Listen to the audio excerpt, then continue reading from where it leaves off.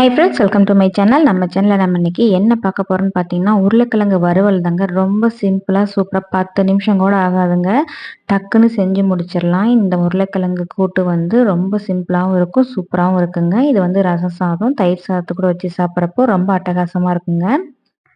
இப்போ வீடியோக்குள்ளே போய் உருளைக்கிழங்கு வறுவல் எப்படி செய்யறதுன்னு பார்க்கலாம் வாங்க.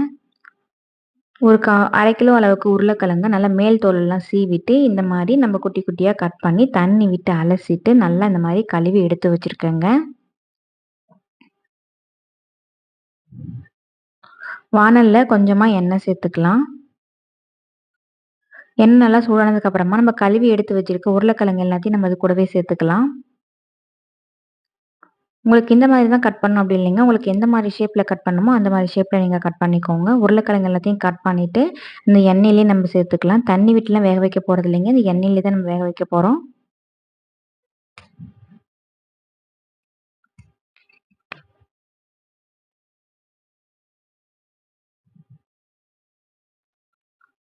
உருளைக்கிழங்கு எல்லாத்தையும் நம்ம வாணல்ல சேர்த்துட்டு தேவையான அளவுக்கு தூளுப்பு சேர்த்துக்கோங்க. கல்லுப்பு சேர்த்துற வேண்டாம், கரையாது. அதனால தூளுப்பு மட்டும் கொஞ்சமா சேர்த்துக்கோங்க தேவையான அளவுக்கு.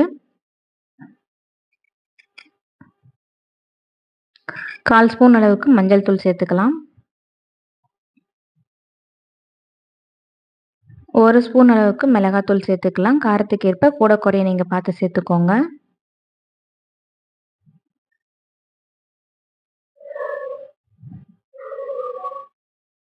கறி மிளகுத்தூள் இருக்குங்களா, அது ஒரு 1 1/2 ஸ்பூன் அளவுக்கு சேர்த்துக்கோங்க.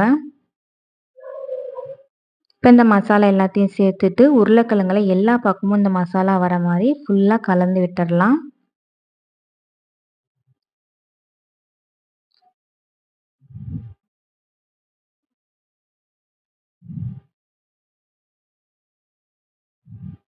மசாலா எல்லாத்தையும் ஃபுல்லாக இந்த மாதிரி கலந்து விட்டுடலாம். எல்லா பக்கமும் நமக்கு மசாலா வந்து ஒட்டணும். அதுக்காக தான் நல்லா இந்த மாதிரி பெரட்டி விட்டுருங்க.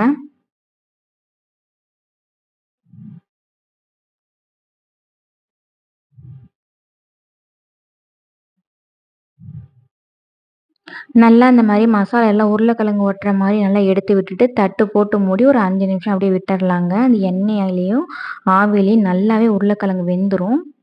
இப்போ பாருங்க, ஒரு 5 நிமிஷம் கழிச்சு நம்ம ஓப்பன் பண்ணி பார்க்கலாம். நல்லாவே உருளைக்கிழங்கெல்லாம் வெந்துருச்சு.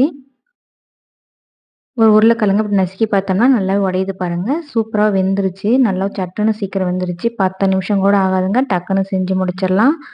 கடைசியாக மல்லித்தழை தூவி இறக்கணும்னா சூப்பரான உருளைக்கிழங்கு வறுவல் தயாருங்க. இது சாம்பார் சாதம், தயிர் சாதம் இந்த மாதிரி சாதத்துக்கெல்லாம் கூட்டு வச்சு சாப்பிட்றப்போ ரொம்பவும் அட்டகாசமாக இருக்கும். ஸ்கூல் போகிற குழந்தைங்களுக்கு டக்குன்னு ஒரு கூட்டு செய்யணும்னா இந்த கூட்டு நீங்கள் செஞ்சு கொடுங்க. இந்த வீடியோ உங்களுக்கு பிடிச்சுன்னா மறக்காம நம்ம சேனலை சப்ஸ்கிரைப் பண்ணிட்டு லைக் பண்ணிக்கோங்க ஃப்ரெண்ட்ஸ். தேங்க்யூ.